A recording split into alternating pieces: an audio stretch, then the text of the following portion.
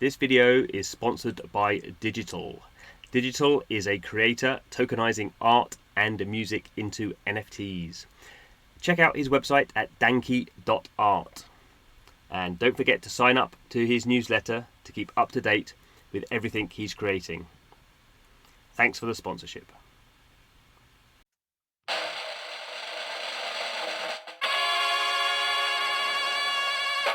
Hello and welcome to Blockchain Gaming World, episode 81. And already we are back with Jesse Agrode from Splinterlands. How's it going, Jesse? It's going fantastic. It's wonderful to be back, and thank you for having me. Good. So you have been very busy in the few months since we had our first podcast. So we're not going to go into the normal preamble of kind of how you got into crypto. Or people can go and find that other episode. But yeah, so you guys have just announced a big expansion in the game in terms of you're bringing land. So we've seen this for, in a sense, this is quite traditional for blockchain games. We've seen things like Axie Infinity and blockchain cuties and plenty of other ones thinking about land as a kind of permanent base for deeper meta game type things. But obviously, you're a card based game that doesn't kind of come as naturally to the concept, I suppose. So can you talk a little bit about the vision for adding land in and how you're trying to do that in a consistent manner with the universe you've been running for the last couple of years? Sure. So at Splinterlands, when you're battling, you have it's a 3 minute battle, and it's super quick, and it's a real simple interface. You find out who your opponent is, what teams they like to play, what special rules are there for you for that particular battle, and then you'll know what teams are allowed and how much mana you're able to spend in that match. And from a gameplay standard, what you typically do is you click on the summoner you would like to use, and then you click on the monsters. So, like, what you input in a computer or desktop or mobile is like really, really simple, but the strategy behind it is really complex because all these monsters have abilities and different stats. And but what we want is not only just one round of that, but then after you see that battle happen, we want both players to now see the whole battlefield, see what everybody's chosen, and then be a second round of combat. And in that second round of combat, there's going to be items and spells. So I generally think of items as something that impacts really just one character or one set of abilities, and the spells should have more of an area of effect or like impact everybody on the screen. And so with this, it adds a whole nother layer of strategy into how that game works. And then the question becomes, if we're going to add items and spells, then how will the players actually get them? And the traditional game approach to me, in my eyes, would be how can we suck as much value out of players as possible and consume as many resources from them as we can, as long as this game is hot and a hit, because that's our only chance. But we're nice guys. We're on the blockchain. We don't think like that. Yeah, but we don't do that. So we think opposite, and we're thinking, how do we provide as much value back to the players as possible? The summoners and monsters that players have purchased are, we've sold millions worth, and if you look at secondary markets, there's millions of dollars of value there. And my partner Matt and I looked at each other and said, you know what would be really cool and actually pretty revolutionary is if we said to the players, you know what, we want you to mint the cards. We'll still design them because getting design right is really hard. Like getting game balance, I don't just want to like trust that entirely to other groups of people. But for the ability to mint them, for you to actually be the ones to be able to create these cards from resources, we won't sell them. The players will be able to mint them. We want to hand that ability over. And so, in order to do that, we said, you know what? The way that this whole thing should work is we're going to create a land expansion. So you'll own some land. You'll be able to harvest, mine, refine, craft, store, transport all of these different resources. And through the process of the game, you'll then be able to turn them into items and spells, which can be used in the combat system or just sold on the market. And that this concept to me is just so radically different. I played Magic as a kid, or Magic the Gathering as a kid. I know that Pokemon is kind of blowing it up right now. You have games like Hearthstone, and at times in the digital games you can earn some free stuff, but that stuff doesn't have any value because you can't like transfer it in game or sell it up in another way.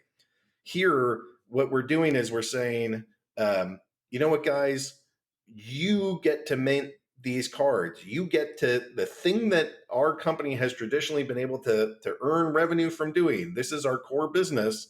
Why don't you do that instead? And I don't remember Magic ever in my 20 years or 30 years of playing with that game ever being like, Jesse, it would be great. We're tired of making the cards ourselves. Why don't you make this batch? Like, they never offered that to me. But that's exactly what we're doing with the players. We're saying, hey, look, we're going to build this fun game expansion. It's like this land and empire building thing. And the end result of it is that you guys get to make the cards that we have ourselves been able to sell for millions of dollars. We really think it would be cool if the players could do Mm-hmm. that. Yeah, so there's two elements of that. There's the blockchain side, which as I've kind of suggested there, you guys are probably the prime example in blockchain at the moment of creating an economy where you're funneling, lots of cash back into the ecosystem, and although there are some particular kind of types of cards that people buy kind of direct from you, quite a lot of activity just happens peer to peer on the marketplace. People just buying cards from other players, and obviously that's kind of the point of blockchain is we want to kind of push that aspect. So it's kind of great. Do you worry a little bit that you just kind of like because when to some degree developers could argue, we need control because we know what this game is, and that makes a better game. So how are you going to kind of ensure that people are actually going to be doing hopefully roughly the things that you do that you want them to do to kind of sustain the game, that they are creating these items? Generally speaking, there's only two things that I think ever change people's behavior, and that's leadership and incentive. So from leadership, we that includes good design and a nice flow and clear education and helping players realize the benefits of making good decisions and sort of like get a good sense of how to play and promote some of the players that seem to be doing really well to the community so that they can be liaisons for how everybody can be successful.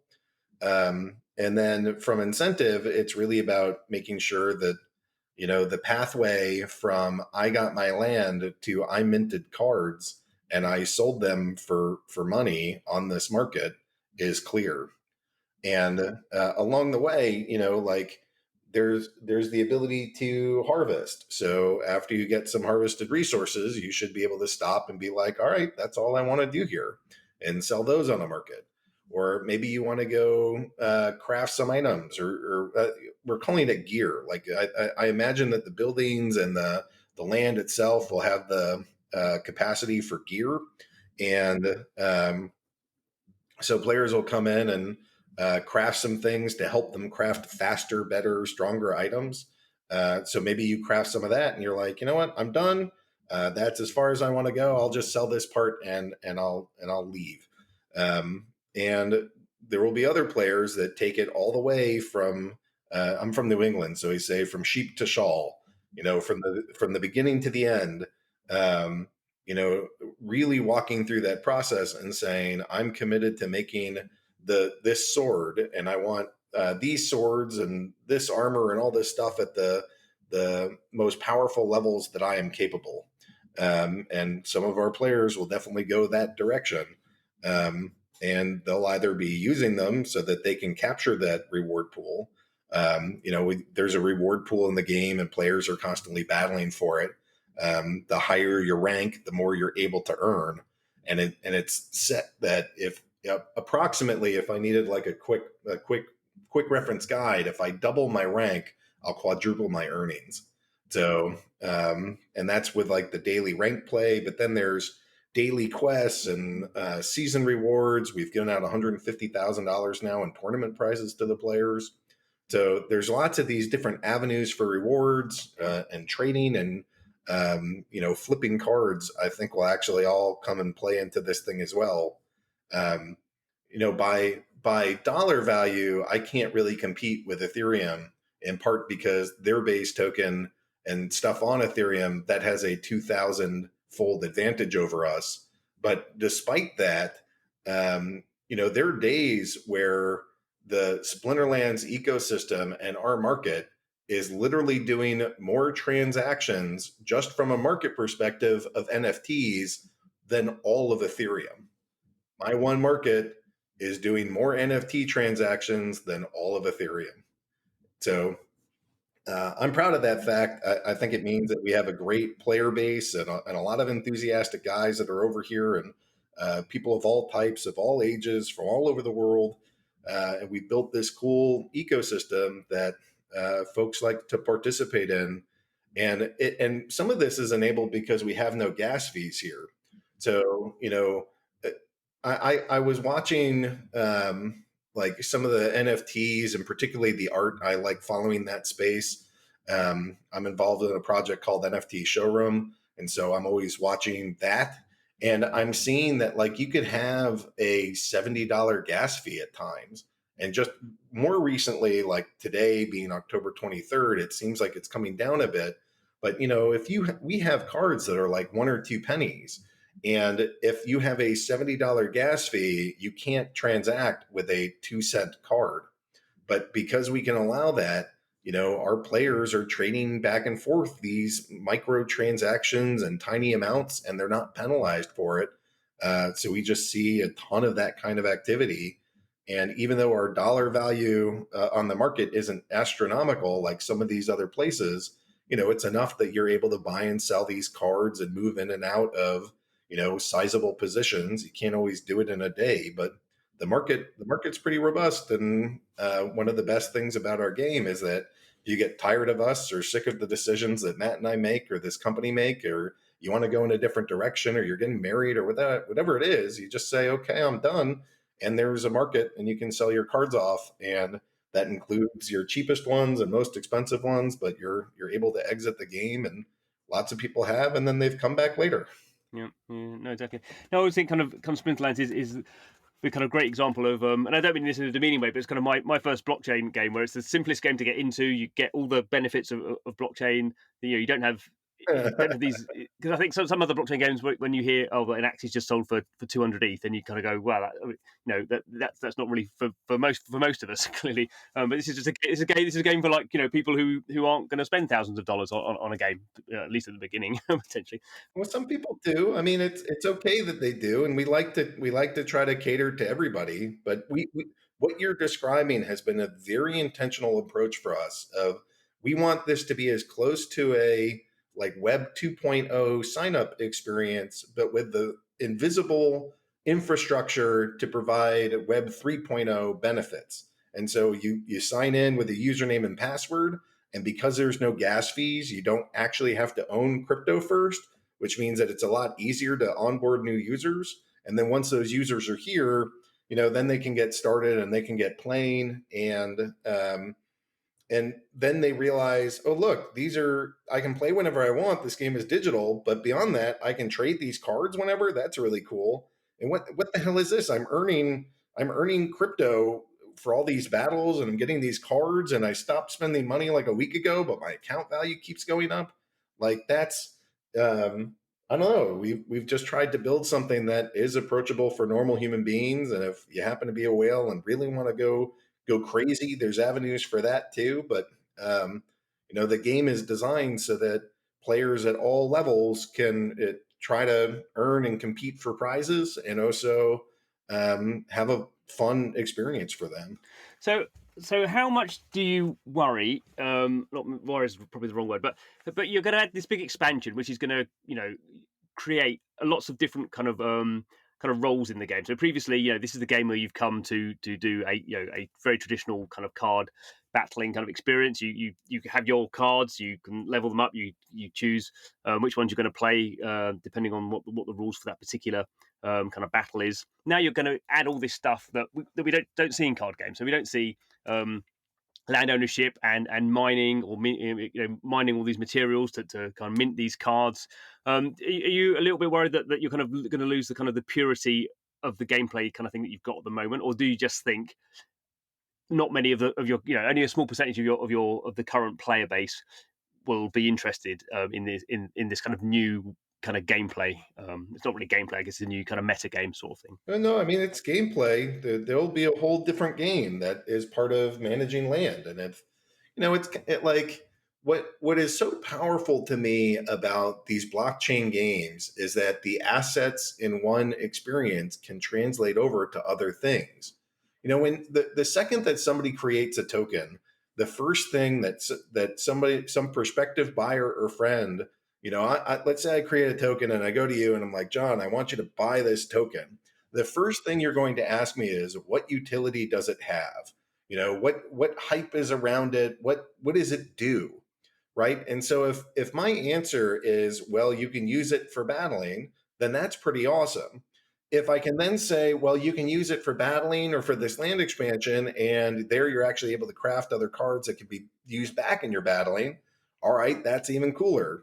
And then sometime, I think towards the end of 2021, we'll start looking at something like a tactics game where now here's you could use your summoners and your monsters to go battle each other in the standard card fighting game, or you could use them to go work the land and the buildings to go build items and spells, or you could go use them in this tactics game, but it's the same cards. And everybody that wants to play in these different things to capture the different rewards and earn the different prizes, they're all fighting for that same card. And we can do things where, like, okay, if a card wasn't super powerful for battling, doesn't mean it's useless. Maybe now it's really powerful for being on the land.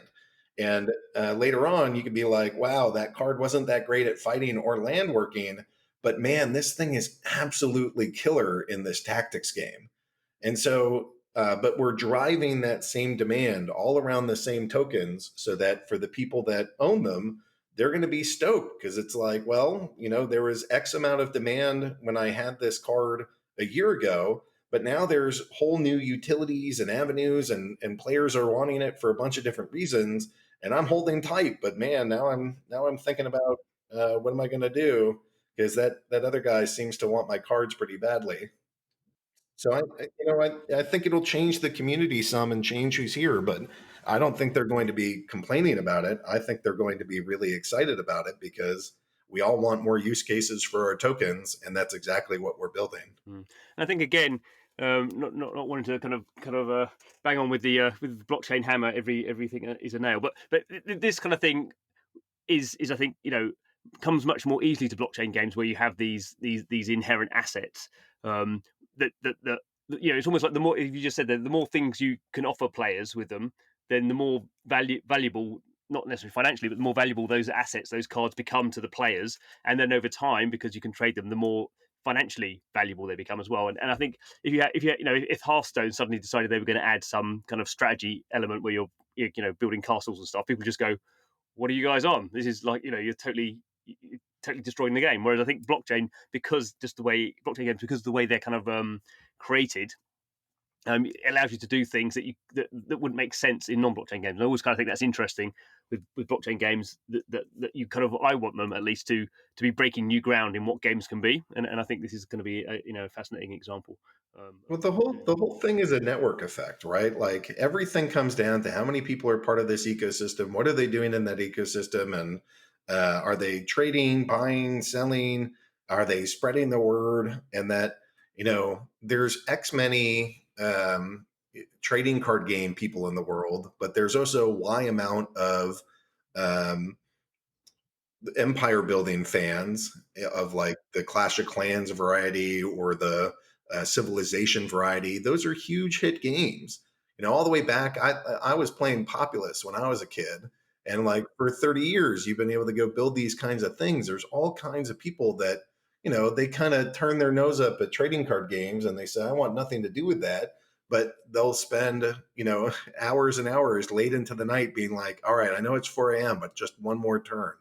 And so, we want to make sure that we're capturing all that. But if this company ends up being really well funded, and we start getting more and more players and people come in, we can start thinking about, like, can we do battle royale games? Can we do first person shooters? Can we do the stuff that's really hard? Like, blockchain is good at simulation stuff.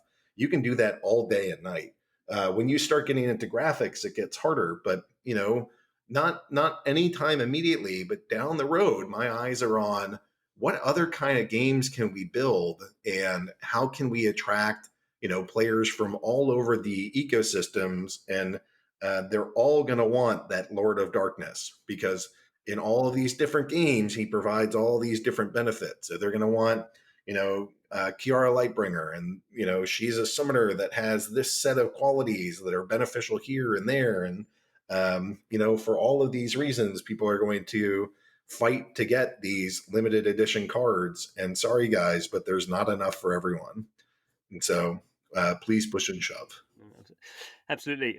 So let's go into a bit more detail. So you have announced, you've announced this big kind of, there's really, I'll put a link in, but there's a massive design document of, kind of detailing how you think the land system is going to work. And obviously, you haven't, you've got a design, you haven't started building it out yet. But also, I guess more happening sooner is the land sale. So you've got various, I think, three waves of land sale. Do you want just quickly? I mean, again, that's a little bit complicated, but do you want to just quickly go through how you're dealing with the land sales, which is happening in November and December?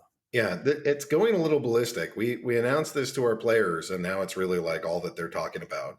Um, and they want this and they want that, and it's just been crazy.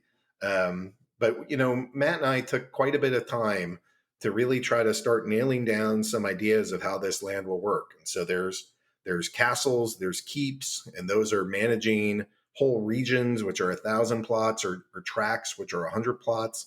And then within that, I think there's 13 different types of land that you could own, and all those lands will convey different types of benefits. You'll have natural resources; those can be refined. So you could, like, get your grain and then turn it into food, or get your stone and or your ore and turn that into metals. But then there's magical resources. So each of the different splinters has their own. So, like, the red magic one is Sparkstone. The green one is Ulana seeds. These are kind of your magical resources that you're gonna imbue into these items. You're gonna farm essences, so you'll go run around killing monsters in this land, and you'll be able to go extract essences from them and combine your essences and your magical resources. And that, if you have the right building with the right characters, then you're going to be able to go mint the items and spell cards. And still working on more of the details for the crafting, because we're being very upfront and honest that this land sale is to help us fund it. It's kind of like a Kickstarter campaign, in that the money that comes in is not just like us broing down, but it's we got to pay for this, and it just takes a lot of time and money to develop. So that's why we're doing these pre-sales to help fund the development. So on November 7th is our first pre-sale, and we have 30,000 plots that are going to be available to players. 3 weeks after that, we'll have our second pre-sale, and then 3 weeks after that, we'll have our third pre-sale, and then sometime we'll probably stop the pre-sales for a bit, and then sometime in 2021, we'll just enter into normal land sale time. And so we're giving, on the first one, there's a 50% discount. On the second one, I think it's a 40%. And on the third one, it's a 30. I might have gotten my numbers wrong there. I should probably go double check that. That's okay. We'll put a link in so people can see. But yeah, it's definitely 50% for the first one I had to look at. So that's Yeah, it's 50% for the first. And so but some of that's because who knows, like, there's still inherent risks. Maybe we can't get all this done. I can't tell you exactly when it's going to be eligible. All appearances is that our player community is about to go ballistic for these, but maybe it's a giant flop and everybody hates us. But there's just still a lot of uncertainty around this. And so for that reason, we wanted to go provide a pretty healthy discount, especially to our existing community that have been supporting us for a couple of years. This is a chance for our player base to own some land at a significant discount and help pay for that development. And they're going to deal with and put up with the fact that not every detail is known, that we're not disclosing every single piece of this. Sometimes it's because we're being coy, but oftentimes it's like, oh yeah, we got to figure out how that's going to work. So, but but we're trying to be upfront about it so that people know that it's not, tomorrow this will go live and everything is here and ready. No, I mean we're doing this Kickstarter style of we need to raise funds and it's going to take us time, and we're expecting sometime in 2021 that what you're buying in the pre-sale is like a fungible token, and that fungible token will be redeemed later for the land. Um, and that will be an NFT. So it's kind of like a card pack now, where if you buy a card pack, you get to hold on to it and eventually you can redeem it. And with a card pack, you'll get 5 distinct cards. With a land card, one of the fungible land tokens, when you turn that in, you'll get placed on a map somewhere, but not until sometime in 2021. But yeah, there's we have like a lore book, right? We wrote 230 pages of what the land of Splinterlands actually looks like, and all the continents and not whatnot. So this land is Praetoria, and it's been guarded by the Wizards Council, and so they allow sanctioned fighting. That's what our tournament system is. The Wizards Council allows for a little bit of fighting, but the rest of the land hasn't been accessible to any of the various splinters or people on this planet. But where they're finally opening it up, and they're paying exploration companies to go out there and go explore all this land. Maybe, just maybe, there's some hidden treasures that are out there too that are going to get explored later. But to wrap your head around the lore of this, that's kind of where we're going. Is that the Wizards Council is likely to be a thing. These castles and keeps are likely to have some roles. What we're developing right now is a guild tournament system. So at all times we have different layers of design and development happening. So like the big picture, like pen and paper style design work is really consumed by land and crafting right now. But we've already done that kind of design work for the guild tournament system.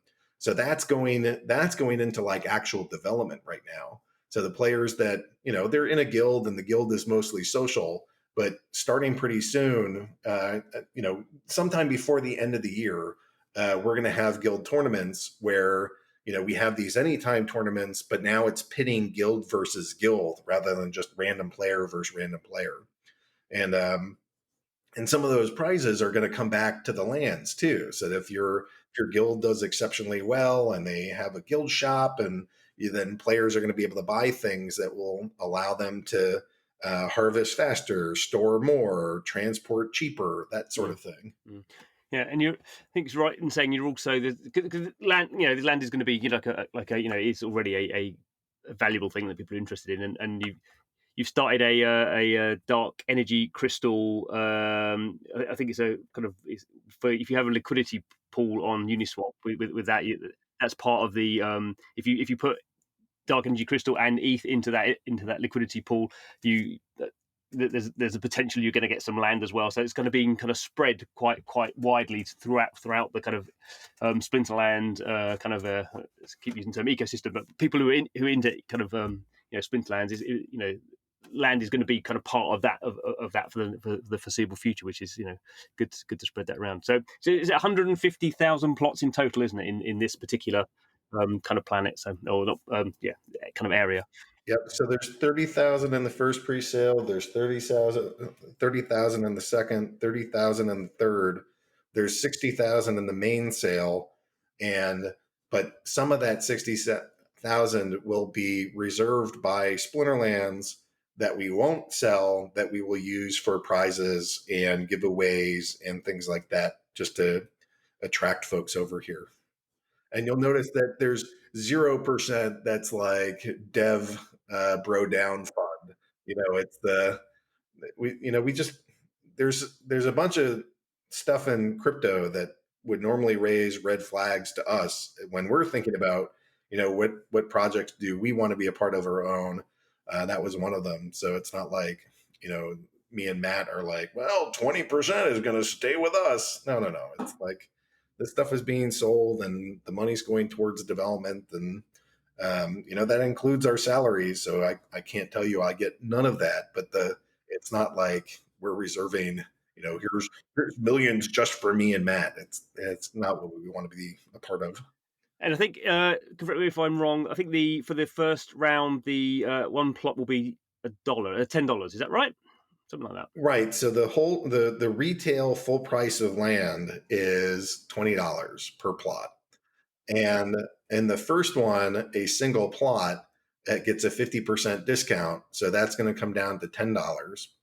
But we're also doing discounts where if you buy a tract, which is 100, I think it's $850. So you're getting an additional 15% discount. And if you buy a region, which is 1,000 plots, then you get a additional 25% discount. And when you're buying a region, you are guaranteed to get one castle and 9 keeps. When you're buying a tract, you're guaranteed either a castle or a keep. And if you're buying individual plots, you'll have some percentage chance of getting a castle or keep, but there are no guarantees of them. So at least, I guess we can say there is a the option for every wallet size. If you just want to support and make sure you get a plot for $10, I think so. That's always kind of good. Always kind of think that's the good kind of taster mechanic. That's kind of the limit of my land aspirations. So Well, people get to do whatever they want.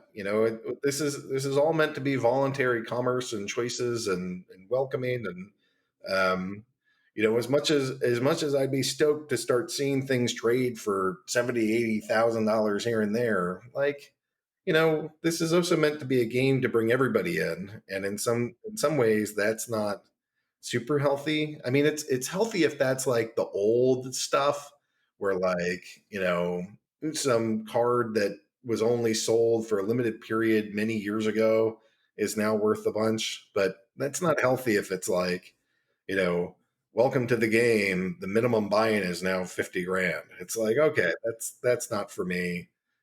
So we want this, the packs are $2 per pack.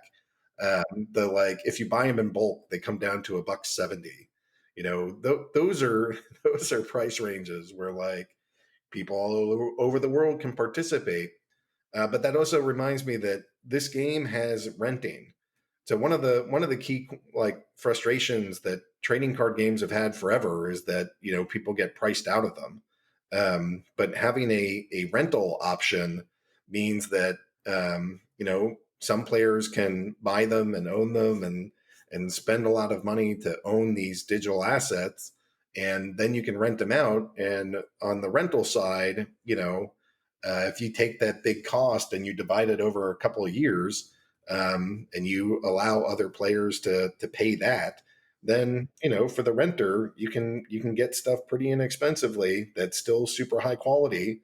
And then for the guy that just wants to own that digital asset, they can start getting a passive return, which to me is it's just amazing. We're opening up labor markets all over the world. We're getting rentals that go back and forth, and there's some over the history of this company, we keep getting told stories of, like, in my home country, by renting a whole deck from somebody, I'm able to earn more playing this than I am as a doctor in my own country. So I don't know how universal that is, um, but we've heard that story many, many times. And so I don't know. Blockchain enables some of these things where, like, I could have a $200,000 Pokemon card, and there's exactly zero chance I will lend that to you or anybody else ever, because it's going to get counterfeited, it's going to get ripped, it's going to get lost, it's going to get cut, it's going to be insurance isn't going to go protect it or whatever. But on a blockchain, I enter a command, let John use this, and then when we're done, I say, all right, cancel contract, and I get my card back. And so long as I don't lose my keys, there's that is my asset.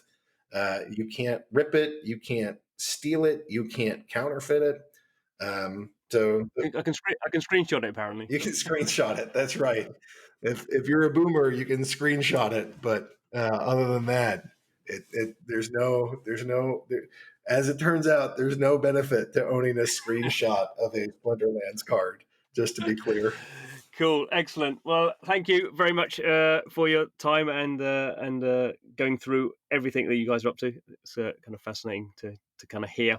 It's a fun time. Our guys are pretty stoked. I would encourage folks to check out our game. We're at splinterlands.com.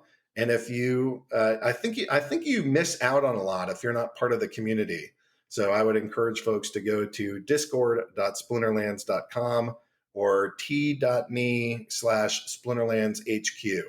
And those are ways that you can join the community, talk to the founders, meet the guys, get tips, talk smack, or just start figuring out, this land stuff is pretty complicated. What do we know? What don't we? Or which combo of cards are going to help me in this battle situation? The guys are pretty awesome. So, come on in, come join the community. We're a nice group of people. And John, thank you very much. I always appreciate the time that you allow for me to kind of talk about what we're doing and share that with your audience. Hopefully, you guys are interested, and you'll be joining the Splinterlands community soon. Absolutely. Yes. Thanks, listeners, for listening to another episode of the podcast. Every week we are talking to the people who are kind of shaping this dynamic new form of gaming.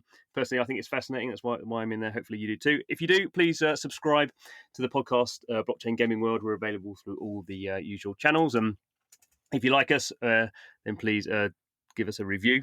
You can give us I can say, give us a good review. Yeah, if you want to give us a bad review, then probably you can not review us unless it's a funny bad review. That might be okay. But thanks for listening to this episode, and come back next week.